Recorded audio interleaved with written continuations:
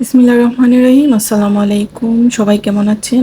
সবাই অনেক ভালো আছেন। আজকে আমি অনেক সুন্দর সুন্দর কিছু জামার গলার ডিজাইন এসেছি, যেগুলো একেবারে নিউ এবং ট্রেন্ডি, আর আপনাদের অনেক ভালো লাগবে।